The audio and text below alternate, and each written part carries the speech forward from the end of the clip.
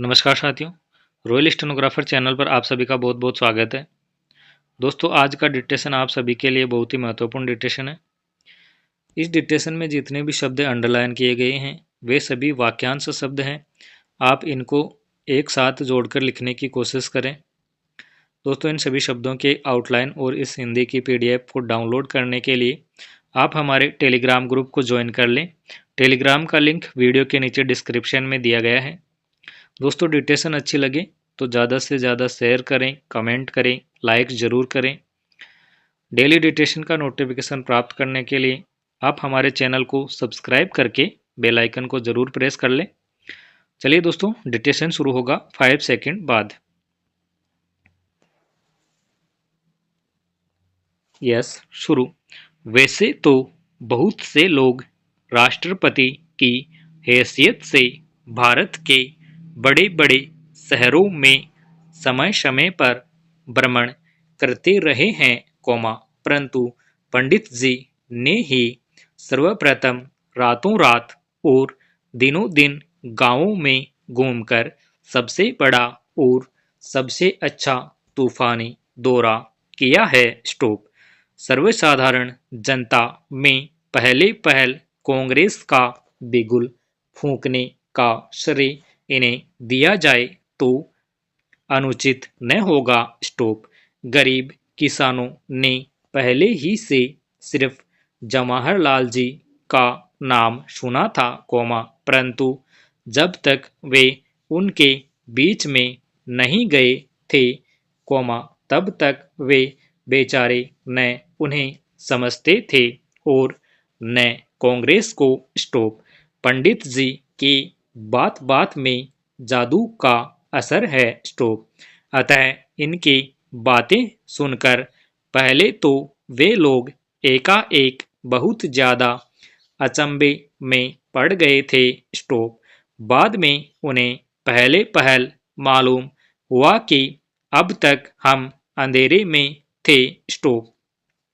सचमुच भारत हमारा और हम भारत के हैं। स्टॉप। कम से कम वे समझने तो लगे कि स्वतंत्रता हमारा जन्मसिद्ध अधिकार है और इसके बगैर हम पशुओं से भी खराब हैं। स्टॉप। पैराग्राफ। टंडन जी ने भाषण देते हुए कहा कि जहां तहां से दिन ब दिन आने वाली खबरों से मालूम होता है कि आगामी युद्ध ज्यादा से ज्यादा 1-2 वर्ष दूर है। स्टॉप। इसलिए भारत को सबसे पहले हिंदू मुस्लिम एकता की बड़ी आवश्यकता है। स्टॉप। सबसे बुरा तो यह है कि हिंदू मुसलमान यह जानते हुए भी अभी तक ज्यों का त्यों 36 का नाता बनाए हैं। स्टॉप। दूसरी बात है खादी और देसी माल को व्यवहार में लाने की, जिसके बगैर हमारे देसी धंधे नहीं पनप सकते, उसके बगैर हम सच्ची आज़ादी भी नहीं हासिल कर सकते। स्टॉप। पैराग्राफ।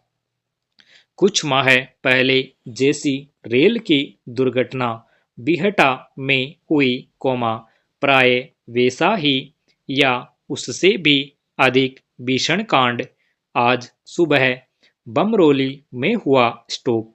कहा जाता है कि जिस समय लगभग 5 बजे सुबह बमरोली स्टेशन पर एक मालगाड़ी लूप लाइन पर ली गई, उस समय तूफान मेल के लिए सिग्नल न गिराया गया था। स्टॉप। इस समय घना कोहरा होने के कारण मेल के ड्राइवर को कुछ दिखाई न पड़ा। स्टॉप। जैसे ही मालगाड़ी रुकने वाली थी, वैसे ही तूफान मेल का आमना सामना होने से दोनों गाड़ियां बुरी तरह से लड़ गई। स्टॉप। फलतः उसी समय कई आदमी सदा के लिए सो गए और बहुतेरे इस प्रकार से घायल हो गए कि उनका बिल्कुल अच्छा होना हमेशा के लिए असंभव सा हो गया है। स्टॉप। इस समय बमरोली से सर्वप्रथम डिविजनल सुपरिटेंडेंट को सूचना कर दी गई है और वे सबसे पहले घटनास्थल पर पहुंचे। इसके बाद लगभग 7 बजे एक रिलीफ ट्रेन पहुंच गई। तत्पश्चात मोटर वालों से खबर मिलने पर शहर में यह समाचार उस प्रकार से फैला, जिस प्रकार से जंगल में आग फैलती है। फिर क्या था? इधर उधर से स्वयंसेवकों के दल जिस किसी प्रकार बन सका उसी प्रकार पीड़ितों की सहायता के लिए पहुंचे। इन सब ने सबसे पहले मुर्दों और घायलों को निकालकर आवश्यक प्रबंध किया। जो सख्त घायल थे उनके लिए लारियां बुलाकर उन्हें अस्पताल भेजा। इसी प्रकार जो बच गए थे उनके लिए भी यथोचित प्रबंध कर दिया गया। इसी समय हजारों आदमी इस दर्दनाक दृश्य को देखने और यह जानने के लिए पहुंचे कि दुर्घटना किस प्रकार और किस कारण से हुई। इस संबंध में सरकारी तौर से भी जांच शुरू हो गई।